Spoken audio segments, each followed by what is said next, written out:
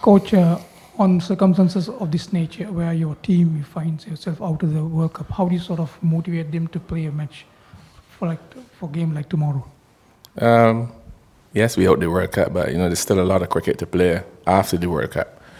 It's important for us to, find the winning ways and find the winning formula going forward. So it's important for us to play this game as hard as possible. If we want to create that winning culture, it has to start from somewhere. So, we're going to approach every game in a professional manner. The guys are still up for it. We're good to go. We had a long conversation in the dressing room, so we did a lot of soul searching. So it's important for us. It's important for the fans in the Caribbean as well. For us to put up good performances, even at the back end of the World Cup.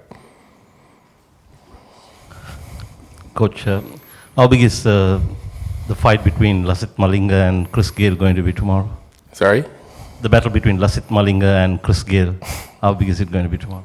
Well, these guys played against each other, for the last 10 years, 12 years. So they've had some good battles. So, the fans, we expect a good battle tomorrow between Malinga and Chris.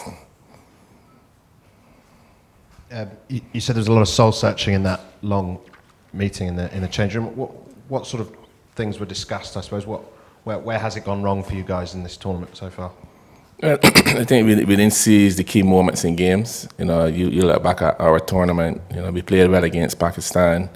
We had Australia on the ropes, New Zealand as well. I thought we just didn't seize the key moments in the game at crucial times. Maybe drop a few crucial chances as well. And then collectively, we didn't back properly. So it's just small things that we didn't do, the 1%ers that we didn't do well. So these are things that we discuss as a team, players holding one another accountable, for their performances, responsibility, those sort of conversations that we had, in that team meeting. So going forward, I'm looking forward to see how the guys play in the next two games. We have a lot to play for. Like I said before, there's a lot of cricket to play after the World Cup. So it's important that we keep, building what we did well here as well in the World Cup, because we did some things well, but it's just the end result wasn't in our favor. Depending on what happens today in Edgbaston, Sri Lanka could be out of contention for the semi-finals as well. Does that have any influence on your mindset going into the game at all? No, our mindset, is to win. Obviously, there's a process to winning by playing.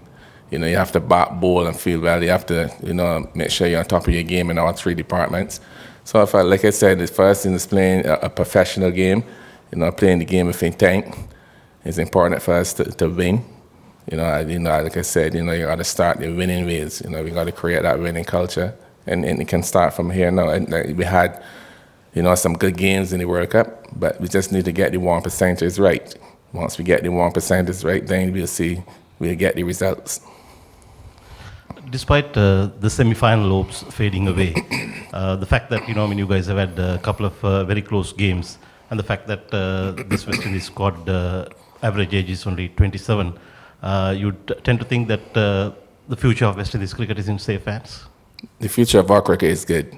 We have a lot of young guys here. Hope, Pooran, Hetmar, O'Shane Thomas. We have young John Campbell. He was injured from Erling. So our future is good. I'm confident in these youngsters that going forward that we can bring West Indies cricket back to where it belongs at the top.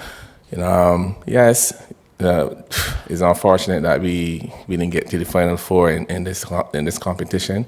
But going forward, I'm happy from what I've seen. Shannon Cottrell had a very good World Cup. So we have a lot of young guys that we can mold and build a strong unit going forward.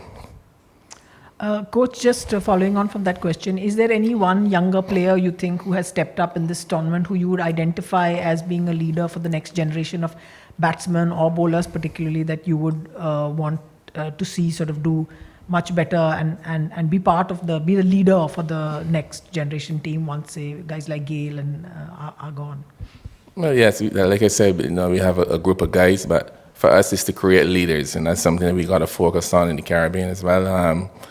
in our franchise, in our first class cricket to, create more leaders amongst ourselves. But we have a good young group of players, like I said before, Hetmer, Hope, Shannon Cottrell, Puran.